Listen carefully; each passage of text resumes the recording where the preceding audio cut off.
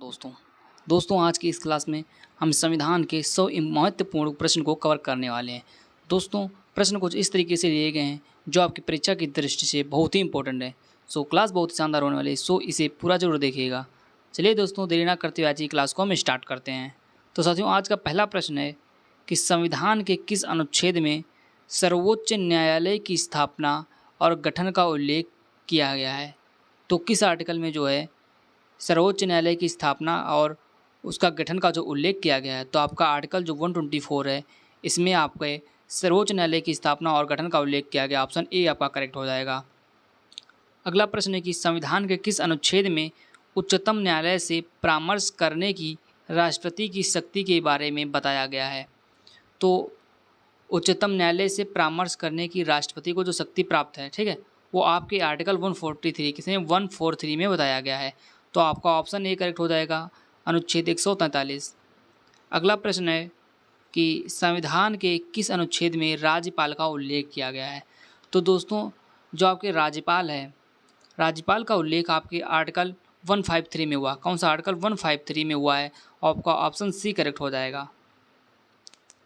Next प्रश्न है कि संविधान के किस अनुच्छेद में राज्य की कार्यपालिका शक्तियाँ राज्यपाल में निहित होगी के बारे में बताया गया है।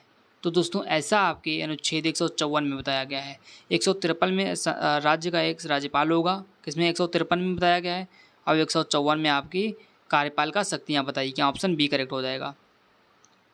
अगला प्रश्न है कि संविधान के किस अनुच्छेद में राज्यपाल का कार्यकाल के बारे में बताया गया है। तो राज्यपाल का जो कार्यकाल है तो वो आर्टिकल आपके 156 के बारे में, किसमें आर्टिकल 156, ऑप्शन ए करेक्ट हो जाएगा। नेक्स्ट प्रश्न है कि संविधान के किस अनुच्छेद में राज्य का महाधिवक्ता के बारे में बताया गया। तो किस आर्टिकल में राज्य का महाधिवक्ता के बारे में बताया गया है। तो आपके अनुच्छेद 165 में महाधिवक्ता के बारे में बताता है। ऑप्शन बी आपका करेक्ट हो जाएगा। अगला प्रश्न है कि संविधान के किस अनुच्छेद में राज्यपाल को जानकारी देने के संबंध में मुख्यमंत्री के कर्तव्य के बारे में बताया गया है। राज्यपाल को जानकारी देने के संबंध में मुख्यमंत्री के बारे में बताया गया है। तो आपके जो अनुच्छेद 167 है इसमें बताया गया, आपका ऑप्शन सी करेक्ट हो जाएगा। अगला प्रश्न है कि संविधान के किस अनुच्छेद में राज्यों के विधानमंडलों के गठन का प्रावधान किया गया है। तो साथियों जो आपका अनुच्छेद 168 है इसमें जो है राज्यों के विधानमंडलों के गठन के बारे में बताया गया है। आपको ऑप्शन भी करेक्ट हो जाएगा। अगला प्रश्न है कि संविधान के किस अनुच्छेद में राज्यों के लिए उच्च न्यायालय का प्रावधान के बारे में बताया गया है। तो जो राज्यों में जो उच्च न्यायालय होते हैं इनके प्रावधान किस आर्टिकल में बताया गया है। तो आपके अनुच्छेद 214 है। कौन सा अनुच्छेद 214 है, आपका ऑप्शन सी करेक्ट हो जाएगा। अगला प्रश्न है दोस्तों, मैं आपको बता दूं, अगर आप ऐसी संपूर्ण डिटेल पाना चाहते हैं तो नीचे दिए गए डिस्क्रिप्शन बॉक्स में आप व्हाट्सएप ग्रुप की लिंक दी गई उसको ज्वाइन कर लीजिए। वहाँ आपको इसकी PDF और डिटेल मिलती रहेगी, ठीक है। नेक्स्ट प्रश्न साथियों ये कि संविधान के किस अनुच्छेद में विधान परिषद का सभापति उपसभापति के बारे में बताता है। कहाँ विधान परिषद का जो सभापति होता है वो उपसभापति के बारे में बताता है। तो दोस्तों आपका आर्टिकल है 182। कौन सा 182, ऑप्शन ए करेक्ट हो जाएगा। अगला प्रश्न, संविधान के किस अनुच्छेद में विधान परिषद के उपसभापति का सभापति के तौर पर कार्य करने की शक्तियाँ के बारे में बताया गया है। तो आपके ऐसा जो बताया गया वो आपके अनुच्छेद 184 में बताया गया। ऑप्शन बी करेक्ट हो जाएगा। अगला प्रश्न है कि संविधान के किस अनुच्छेद में राज्य विधानमंडल का सचिवालय के रूप में सचिवालय के बारे में बताया गया है। राज्य विधानमंडल के सचिवालय के बारे में बताया गया है। तो ये आपके अनुच्छेद 187 है। आपको ऑप्शन ए करेक्ट हो जाएगा। अगला प्रश्न है कौन सा अनुच्छेद राज्य विधानमंडल के वार्षिक वित्तीय विवरण के बारे में बताता है। कौन सा राज्य विधानमंडल के जो वार्षिक वित्तीय विवरण होता है इसके बारे में आपका अनुच्छेद जो बताता है वो आपका अनुच्छेद 202। कौन सा अनुच्छेद 202। अगला प्रश्न, संविधान के किस अनुच्छेद में उच्च न्यायालय के न्यायाधीश की नियुक्ति और उनके पद की शर्तें के बारे में बताया गया है। कहाँ उच्च न्यायालय के जो न्यायाधीश की नियुक्ति होती है, नियुक्ति और उनके पद की जो शर्तें होती हैं उनके बारे में आपका अनुच्छेद बताता है, अनुच्छेद 217। ऑप्शन आपका बी करेक्ट हो जाएगा। अगला प्रश्न है कि संविधान के किस अनुच्छेद में 2 या 2 से अधिक राज्यों के लिए एक उच्च न्यायालय की स्थापना के बारे में बताता है। मतलब जो आपका अनुच्छेद दोस्तों, जो आपका अनुच्छेद 231 है, कौन सा अनुच्छेद जो 231 है, ये आपको बताता है कि संविधान 2 या 2 से अधिक राज्यों के लिए एक उच्च न्यायालय की स्थापना हो सकती है। ठीक है, आपका कौन सा अनुच्छेद 231 बताता है। ऑप्शन आपका डी करेक्ट हो जाएगा। अगला प्रश्न है कि संविधान के किस अनुच्छेद में भारत की संचित निधि का उल्लेख किया गया है। भारत की जो संचित निधि है इसका उल्लेख किस आर्टिकल में किया गया है। तो आर्टिकल 266, कौन सा 266 जो है, इसमें आपके भारत की संचित निधि का वर्णन किया गया। ऑप्शन डी करेक्ट हो जाएगा। अगला प्रश्न, संविधान के किस अनुच्छेद में वित्त आयोग का उल्लेख है। तो संविधान के किस अनुच्छेद में वित्त आयोग का जो है उल्लेख किया गया है। तो 280 जो है आपका 280 अनुच्छेद में वित्त आयोग का उल्लेख किया गया है। ऑप्शन सी करेक्ट हो जाएगा। अगला प्रश्न है कि संविधान के किस अनुच्छेद में अखिल भारतीय सेवाओं का उल्लेख है। तो आपका जो अनुच्छेद 312 है, कौन सा अनुच्छेद जो 312 है वो आपका अखिल भारतीय सेवाओं से संबंधित है। किससे? अखिल भारतीय सेवाओं से संबंधित है। ऑप्शन ए करेक्ट हो जाएगा। अगला प्रश्न, संविधान के किस अनुच्छेद में संघ और राज्यों के लिए लोक सेवा आयोग, कौन सा लोक सेवा आयोग, यूपीएससी और अदर स्टेट जो पीसीएस होती हैं का उल्लेख किस अनुच्छेद में किया गया है। सो साथियों आपका अनुच्छेद 315, किसमें? 315 में। अगला प्रश्न है, संविधान के किस अनुच्छेद में लोक सेवा आयोग के सदस्यों की नियुक्ति और अवधि के बारे में बताया गया है। तो किसके? लोक सेवा आयोग के सदस्यों की नियुक्ति और उनकी जो अवधि कितने तक मतलब कितने साल तक कार्यकाल, उनका कार्यकाल कितना होगा, इसके बारे में जो उल्लेख किया गया है वो अनुच्छेद 316 में, किसमें? अनुच्छेद 316 में किया गया है। अगला प्रश्न है, संविधान के किस अनुच्छेद में लोकसभा में अनुसूचित जाति और जनजाति के लिए आरक्षण के बारे में बताया गया है। किसमें बताते हैं? लोकसभा में अनुसूचित जो जाति और जनजाति का आरक्षण है वो आपका अनुच्छेद 330 बताता है। कौन सा अनुच्छेद? 330 बताता है। आपका ऑप्शन सी करेक्ट हो जाएगा। अगला प्रश्न है, संविधान के किस अनुच्छेद में विधानमंडल में अनुसूचित जातियों और जनजातियों के लिए आरक्षण के बारे में बताता है। तो विधानसभा में कह रहा, आप विधानसभा में अनुसूचित जातियों और जनजातियों के लिए आरक्षण, इसके बारे में बताता है आपका अनुच्छेद 332। कौन सा अनुच्छेद? 332। अगला प्रश्न है कि संविधान के किस अनुच्छेद में अनुसूचित जातियां के बारे में बताया गया। अनुसूचित जातियां मतलब शेड्यूल कास्ट, ठीक है, एससी के बारे में बताता है। तो आपका अनुच्छेद जो 341 है, कौन सा अनुच्छेद? 341 जो है वो आपके एससी के बारे में बताता है। अगला प्रश्न है, संविधान के किस अनुच्छेद में अनुसूचित जातियां के बारे में बताया गया है। ठीक है, जो आपके शेड्यूल ट्राइबल कास्ट होती है उसके बारे में, जो एसटी है, एसटी के बारे में आपका कौन सा अनुच्छेद है। तो ये आपका अनुच्छेद 342 जो है, कौन सा अनुच्छेद? 342 है, इसके बारे में डिटेल से बताता है। अगला प्रश्न है कि संविधान के किस अनुच्छेद में संघ की राजभाषा का उल्लेख के बारे में बताया गया है। तो संघ की राजभाषा का उल्लेख संविधान का कौन सा आर्टिकल करता है। तो अनुच्छेद आपका आर्टिकल जो 343 है। ऑप्शन ए करेक्ट हो जाएगा। अगला प्रश्न, संविधान के किस अनुच्छेद में आपातकाल की घोषणा का उल्लेख के बारे में बताया गया है। किसकी साथियों? आपातकाल की घोषणा। आपातकाल की जो दोस्तों घोषणा है वो 352, किसमें? 352 आपका ऑप्शन ए करेक्ट हो जाएगा। ठीक है, अगला प्रश्न है कि संविधान के किस अनुच्छेद में राज्यों के संवैधानिक तंत्र के विफल होने, जो संवैधानिक तंत्र की जो विफल हो जाने की दशा है, दशा का जो उपबंध होती है उसके बारे में कौन सा आपका आर्टिकल बताता है। तो आपका 356 जो अनुच्छेद 356 है, ये जो है राज्यों के संवैधानिक तंत्र के विफल हो जाने की दशा में उपबंध के बारे में बताता है। ठीक है, ऑप्शन ए करेक्ट हो जाएगा। अगला प्रश्न है कि संविधान के किस अनुच्छेद में आपातकाल के दौरान अनुच्छेद 19 के उपबंधों का निलंबन का उल्लेख है। मतलब जो आपातकाल के दौरान अनुच्छेद 19 होता है, अनुच्छेद 19 के उपबंधों का निलंबन कौन सा आर्टिकल करता है। ठीक है, वो आपका अनुच्छेद 358 है। ऑप्शन बी करेक्ट हो जाएगा।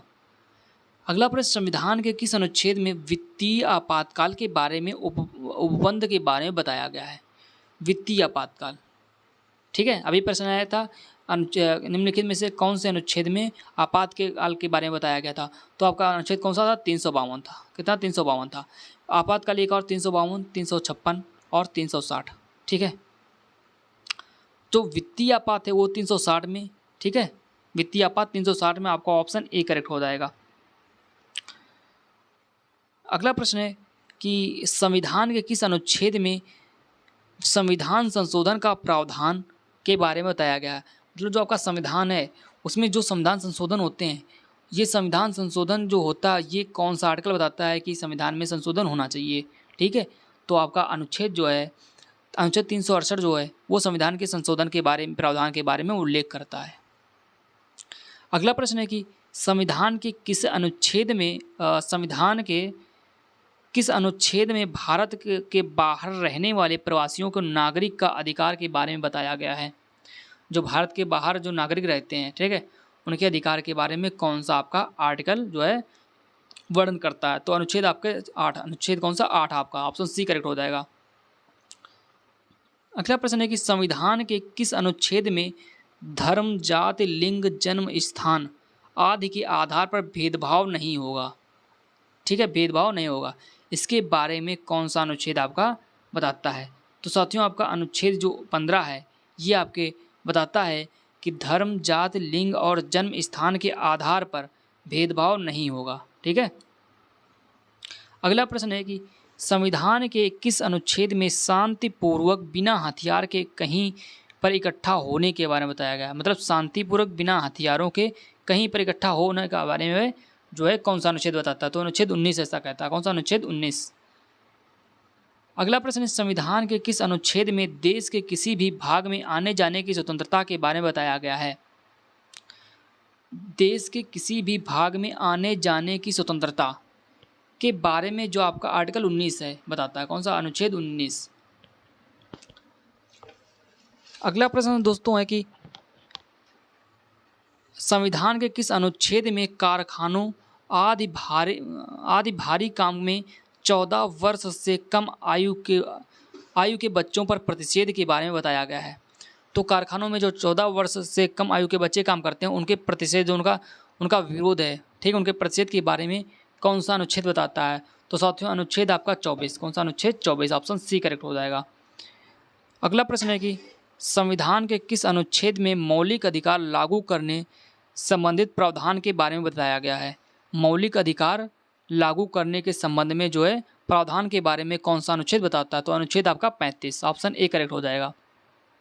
अगला प्रश्न संविधान के किस अनुच्छेद में राष्ट्रपति और उपराष्ट्रपति के निर्वाचन संबंधित विषय के बारे में बताया गया है? संविधान के किस अनुच्छेद में राष्ट्रपति और उपराष्ट्रपति के निर्वाचन के बारे में कौन सा आर्टिकल जो है बताता है? तो आर्टिकल आपका 71, ठीक है, 71। अगला प्रश्न संविधान के किस अनुच्छेद में प्रत्येक जनगणना के बाद सीटों का पुनः समायोजन के बारे में बताया गया है? ठीक है, प्रत्येक जनगणना के बाद सीटों का पुनः समायोजन के बारे में कौन सा अनुच्छेद कहता है? तो अनुच्छेद आपका 82। कौन सा? 82, ऑप्शन डी करेक्ट हो जाएगा। अगला प्रश्न है कि संविधान के किस अनुच्छेद में लोकसभा के अध्यक्ष और उपाध्यक्ष का उल्लेख है? लोकसभा के अध्यक्ष और उपाध्यक्ष का वर्णन जो है अनुच्छेद 93 के तहत किया गया है। तो ऑप्शन ए करेक्ट हो जाएगा। अगला प्रश्न है संविधान के किस अनुच्छेद में राज्यसभा के सभापति और उपसभापति तथा लोकसभा अध्यक्ष और उपाध्यक्ष के वेतन भत्ते के बारे में कौन बताता है? देख लीजिए, इसमें बहुत सारे प्रश्न बन सकते हैं। क्या? राज्यसभा के सभापति और उपसभापति, लोकसभा का अध्यक्ष और उपाध्यक्ष के वेतन भत्ते के बारे में कौन सा आर्टिकल बताता है? तो ये बताता है आपका अनुच्छेद 97। अगला प्रश्न है संविधान के किस अनुच्छेद में संसद में प्राक्कलन के संबंध में प्रक्रिया के बारे में बताया गया है? क्या? संसद में प्राक्कलन के संबंध में प्रक्रिया के बारे में कौन सा आर्टिकल कहता है? तो आर्टिकल 113। कौन सा? आर्टिकल 113, ऑप्शन डी करेक्ट हो जाएगा। अगला प्रश्न है कि संविधान के किस अनुच्छेद में कुछ रिट जारी करने के लिए सर्वोच्च न्यायालय को शक्तियों का प्रावधान प्रदान करना के बारे में बताया गया है? तो कुछ रिट जो जारी किए जाते हैं करने के लिए सर्वोच्च न्यायालय की शक्तियों को प्रदान करने के बारे में कौन सा आर्टिकल बताता है? तो संविधान का वो आर्टिकल साथियों है आपका 139। कौन सा? 139। अगला प्रश्न है कि संविधान के किस अनुच्छेद में राज्यपाल की सहायता और सलाह के लिए मंत्रिपरिषद का उल्लेख है। राज्यपाल की सहायता और सलाह के लिए मंत्रिपरिषद का उल्लेख है। तो अनुच्छेद 163 ऑप्शन ए करेक्ट हो जाएगा। अगला प्रश्न, संविधान के किस अनुच्छेद में राज्यों के में विधान परिषदों का बनाना और भंग करना के बारे में बताता है। मतलब जो साथियों आपका अनुच्छेद 169 है, कौन सा अनुच्छेद 169 जो है ये राज्यों में विधान परिषदों का बनाना और भंग करने के बारे में बताता है। अगला प्रश्न, संविधान के किस अनुच्छेद में विधानमंडल में धन विधेयक की परिभाषा के बारे में बताता है। दो साथियों आपका अनुच्छेद 119 है, 199 है। कौन सा आपका अनुच्छेद जो 199 है ये विधानमंडल में धन विधेयक की परिभाषा का वर्णन करता है। ठीक है। अगला प्रश्न साथियों कि संविधान के किस अनुच्छेद में लोकसभा और विधानसभा के लिए निर्वाचन वैश्विक मताधिकार के आधार पर होगा। ऐसा कौन सा आर्टिकल जो कहता है। जो अनुच्छेद 326 है, कौन सा अनुच्छेद 326 जो है वो आपके लोकसभा और विधानसभा के लिए निर्वाचन वैश्विक मताधिकार के आधार पर होगा। ठीक है, ऐसा आपका अनुच्छेद 326 कहता है। अगला प्रश्न है कि संविधान के किस अनुच्छेद में अनुसूचित जाति और अनुसूचित जाति SC के लिए राष्ट्रीय आयोग का उल्लेख किया गया है। तो साथियों अनुच्छेद 338 है, अनुच्छेद 338 वो अनुसूचित जाति के लिए राष्ट्रीय आयोग का उल्लेख करता है। ठीक है। अगला प्रश्न है कि संविधान के किस अनुच्छेद में राज्यों की सीमा और नाम में परिवर्तन का प्रावधान है।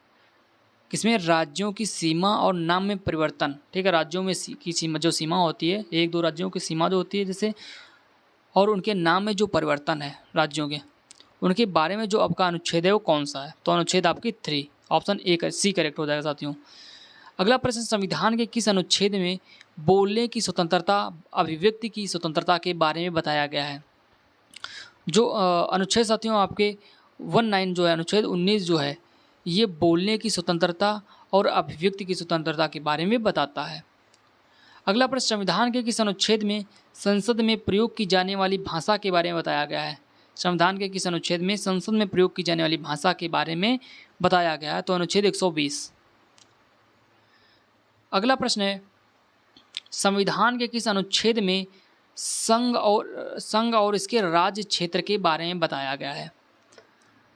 अनुच्छेद आपका 1 जो साथियों है, कौन सा अनुच्छेद आपका 1 जो इसमें जो है संघ और इसके राज्यों के बारे में वर्णन किया गया है कि 28 राज्य और 8 केंद्रशासित प्रदेश होंगे। अगला प्रश्न है, संविधान के किस अनुच्छेद में पाकिस्तान से भारत आने वाले व्यक्तियों की नागरिकता के बारे में बताया गया है। संविधान के किस अनुच्छेद में पाकिस्तान से भारत आने वाले व्यक्तियों की नागरिकता के बारे में बताया गया है। तो अनुच्छेद 6, कौन सा अनुच्छेद 6 में। अगला प्रश्न है, संविधान के किस अनुच्छेद में कानून के समक्ष समानता के बारे में बताया गया है। जो आपका अनुच्छेद 14 है, कौन सा अनुच्छेद 14 जो है ये कानून के समक्ष समानता के बारे में बताता है, कानून के समक्ष समानता। अगला प्रश्न है, संविधान के किस अनुच्छेद में अस्पृश्यता का अंत के बारे में बताया गया है। अस्पृश्यता का अंत। तो जो साथियों आपका अनुच्छेद 17 है, कौन सा अनुच्छेद 17 जो है ये अस्पृश्यता के अंत के बारे में वर्णन करता है। अगला प्रश्न है, संविधान के किस अनुच्छेद में उपाधियों का अंत के बारे में बताया गया है। जो साथियों उपाधियों का अंत है, कौन सा उपाधियों का जो अंत है, उपाधियों का अंत के बारे में आपका आर्टिकल बताता है।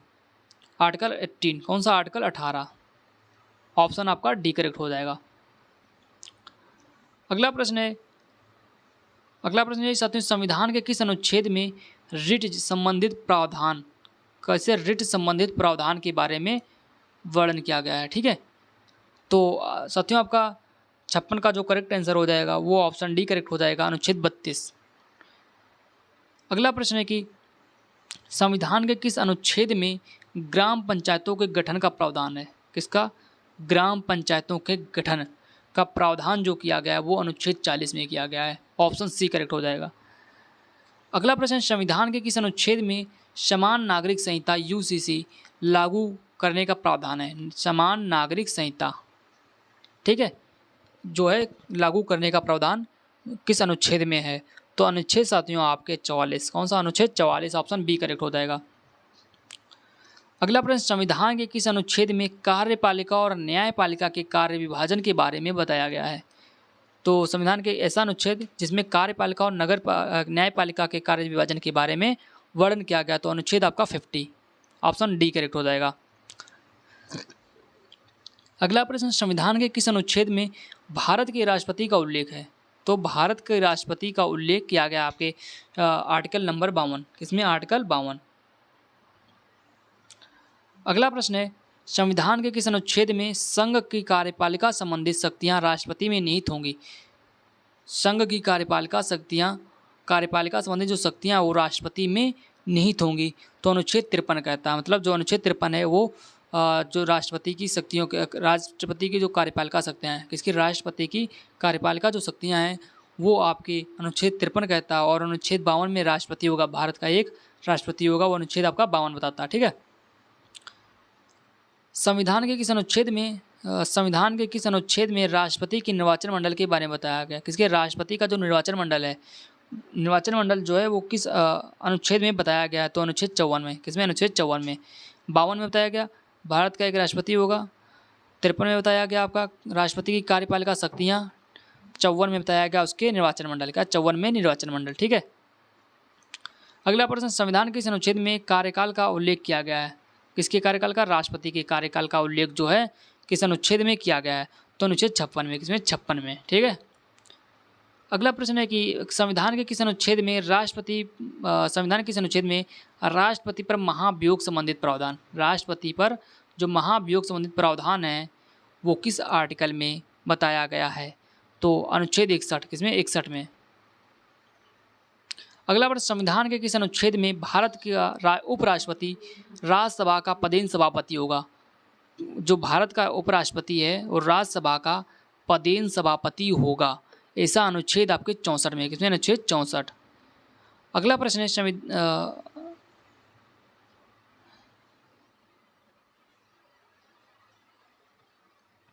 अगला प्रश्न साथियों, संविधान के किस अनुच्छेद में आपातकाल के दौरान भाग 3 पर निलंबन के बारे में बताया गया है? किसमें? भाग 3 पर निलंबन के बारे में बताया गया है। तो अनुच्छेद आपके अनुच्छेद आपका 359। किसमें? अनुच्छेद 359, ऑप्शन आपका सी करेक्ट हो जाएगा। अगला प्रश्न है, संविधान के किस अनुच्छेद में राष्ट्रपति द्वारा क्षमादान की शक्ति, क्या राष्ट्रपति के द्वारा क्षमादान की जो शक्ति है वो किस अनुच्छेद में बताई गई? अनुच्छेद 72। कौन सा? अनुच्छेद 72। अगला प्रश्न, संविधान के किस अनुच्छेद में भारत के महान्यायवादी का उल्लेख है? तो भारत का महान्यायवादी का उल्लेख आर्टिकल नंबर 76 में। किसमें? 76 में।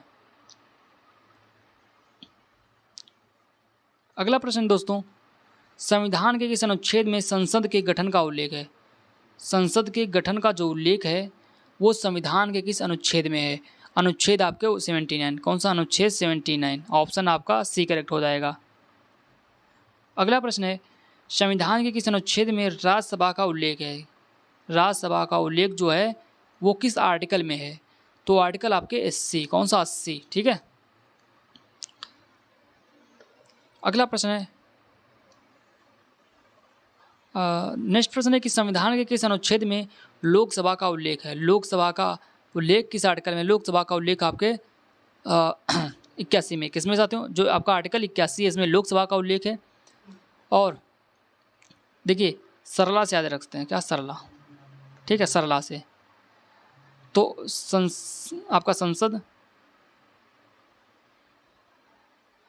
ठीक है, राज्यसभा, लोकसभा 79 में संसद, राज्यसभा 80, लोकसभा में आपका 81, ठीक है। लोकसभा में क्या?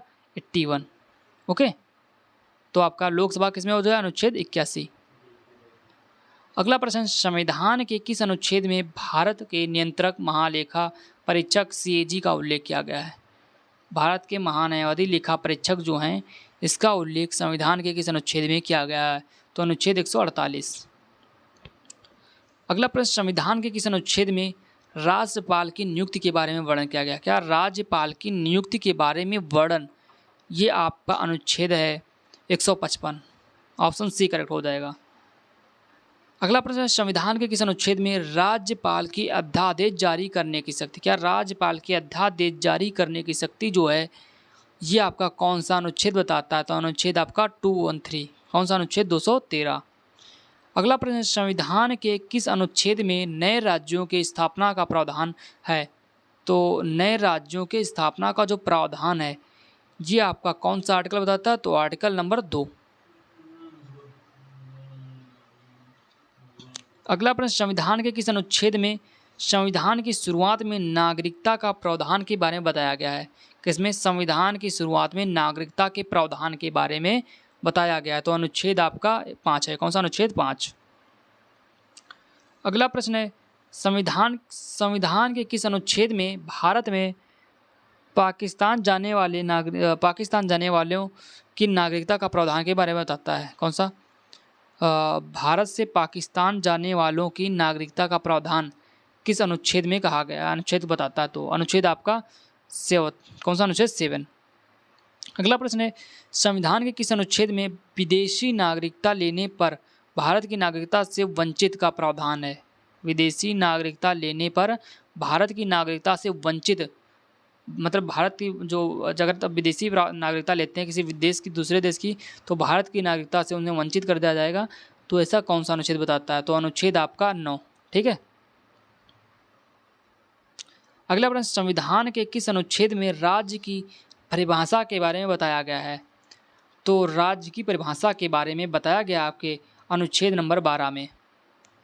अगला प्रश्न, संविधान के किस अनुच्छेद में संसद को सशस्त्र बलों के सदस्यों के मौलिक अधिकारों को प्रतिबंधित करने का अधिकार देता है? संसद को सशस्त्र बलों के सदस्यों के मौलिक अधिकारों को प्रतिबंधित करने का अधिकार देता है आपका आर्टिकल जो है आपका 133। कौन सा? आर्टिकल 33। ठीक है। अगला प्रश्न, संविधान के किस अनुच्छेद में मजदूरी और कुटीर उद्योगों का प्रोत्साहन के बारे में बताया गया है? मजदूरी और कुटीर उद्योगों को प्रोत्साहन के बारे में आर्टिकल आपका 43 बताता है। अगला प्रश्न साथियों है कि संविधान के किस अनुच्छेद में महत्वपूर्ण स्थानों और वस्तुओं का संरक्षण के बारे में बताया गया है? क्या महत्वपूर्ण स्थानों और वस्तुओं के संरक्षण के बारे में आपका अनुच्छेद 49 बताता है? ठीक है।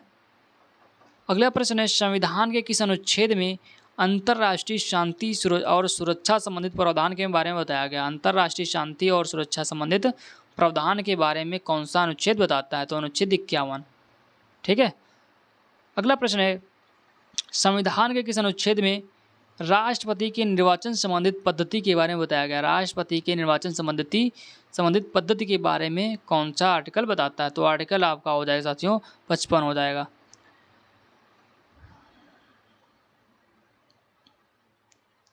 अगला प्रश्न है, संविधान के किस अनुच्छेद में राष्ट्रपति के पुनर्निर्वाचन की पात्रता के बारे में वर्णन किया गया? राष्ट्रपति के पुनर्निर्वाचन की पात्रता के बारे में आपका जो अनुच्छेद बताता है अनुच्छेद 57। अगला प्रश्न है, संविधान के किस अनुच्छेद में राष्ट्रपति बनने के लिए योग्यताएं के बारे में बताया गया है? राष्ट्रपति बनने के लिए योग्यताओं के बारे में राष्ट्रपति बनने की योग्यताओं के बारे में जो अनुच्छेद आपका 58 है। कौन सा? अनुच्छेद 58। ठीक है, ये बताता है। अगला प्रश्न है, संविधान के किस अनुच्छेद में राष्ट्रपति पद के लिए शर्तें के बारे में बताया गया है? मतलब राष्ट्रपति की जो पद की शर्तें होती हैं वो कौन सा अनुच्छेद बताता है? तो अनुच्छेद आपका 59। अगला प्रश्न है,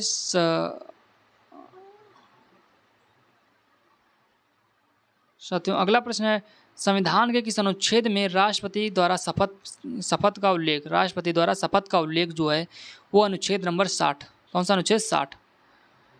अगला प्रश्न, संविधान के किस अनुच्छेद में उपराष्ट्रपति के पद का उल्लेख है? तो कौन से अनुच्छेद में उपराष्ट्रपति के पद का उल्लेख साथियों है? तो अनुच्छेद नंबर 63 में। अगला प्रश्न है, संविधान के किस अनुच्छेद में आकस्मिक स्थिति में राष्ट्रपति नहीं होने की स्थिति में उपराष्ट्रपति राष्ट्रपति के तौर पर कार्य के बारे में बताया गया है? ठीक है, मतलब राष्ट्रपति जब अपनी पद पे नहीं होगा उस समय उसका स्थान जो होगा, उसका जो काम काज करेगा वो उपराष्ट्रपति करेगा। ऐसा किस अनुच्छेद में कहा गया है? तो अनुच्छेद आपका 65। कौन सा अनुच्छेद? 65। अगला प्रश्न, संविधान के किस अनुच्छेद में उपराष्ट्रपति का निर्वाचन संबंधित प्रावधान है? उपराष्ट्रपति के निर्वाचन संबंधित प्रावधान जो साथियों वो अनुच्छेद 66 में, इसमें 66 में। 65 में क्या कहा गया कि राष्ट्रपति की अनुपस्थिति में उसका कार्यभार जो है उपराष्ट्रपति संभालेगा। अगला प्रश्न है कि संविधान के किस अनुच्छेद में उपराष्ट्रपति का कार्यकाल का उल्लेख है? तो किस आर्टिकल में आपके उपराष्ट्रपति का जो वाइस प्रेसिडेंट होते हैं उसका जो कार्यकाल के बारे में वर्णन किया गया? अनुच्छेद आपके 67। ठीक है। अगला प्रश्न, संविधान के किस अनुच्छेद में राष्ट्रपति को सलाह देने के लिए मंत्रिपरिषद का उल्लेख है? मतलब राष्ट्रपति को सलाह देने के लिए मंत्रिपरिषद का उल्लेख है, ऐसा अनुच्छेद आपका 74 कहता है। कौन सा? 74। अगला प्रश्न, संविधान के किस अनुच्छेद में राष्ट्रपति को जानकारी देने के लिए प्रधानमंत्री के कर्तव्य के बारे में बताया गया है? ठीक है, राष्ट्रपति को जानकारी देने के लिए प्रधानमंत्री के कर्तव्य के बारे में बताया गया है। तो अनुच्छेद आपका साथियों है 78। ऑप्शन डी करेक्ट हो जाएगा। अगला प्रश्न है, संविधान के किस अनुच्छेद में संसद के सदन की अवधि का उल्लेख है?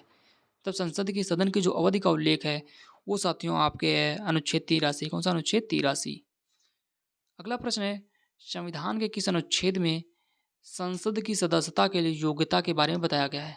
संसद की सदस्यता की योग्यता के बारे में कौन सा आर्टिकल बताता है? तो आर्टिकल साथियों आपका हो जाएगा 84। कौन सा? आर्टिकल 84।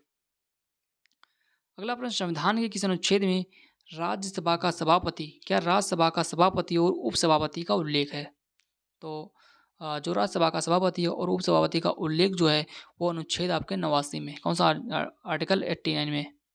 अगला प्रश्न है, संविधान के किस अनुच्छेद में धन विधेयक की परिभाषा के बारे में बताया गया? किसके? धन विधेयक की परिभाषा के बारे में कौन सा अनुच्छेद बताता है? तो अनुच्छेद आपका 110। अगला प्रश्न है, संविधान के किस अनुच्छेद में वार्षिक वित्तीय विवरण, क्या वार्षिक वित्तीय विवरण बजट का उल्लेख है? तो जो आपका आर्टिकल साथियों 112 है। कौन सा? आर्टिकल 112 जो है वो वार्षिक वित्तीय विवरण के बारे में बताता है। दोस्तों आज का हमारा आखिरी प्रश्न है 100 नंबर का, संविधान के किस अनुच्छेद में राष्ट्रपति के अध्यादेश जारी करने की शक्ति के बारे में बताता है? क्या राष्ट्रपति के अध्यादेश जारी करने की शक्ति के बारे में बताता है? तो अनुच्छेद 123। कौन सा? अनुच्छेद 123। ऑप्शन डी करेक्ट हो जाएगा। साथियों अगर आपको क्लास पसंद है तो प्लीज़ से लाइक कर दीजिएगा और चैनल को सब्सक्राइब जरूर कीजिएगा। मैंने पूरी क्लास में आपको चैनल को सब्सक्राइब करने के लिए नहीं कहा, अगर आपको मेरी थोड़ी सी मेहनत अच्छी लगी हो तो चैनल को सब्सक्राइब जरूर कीजिएगा। Thank you.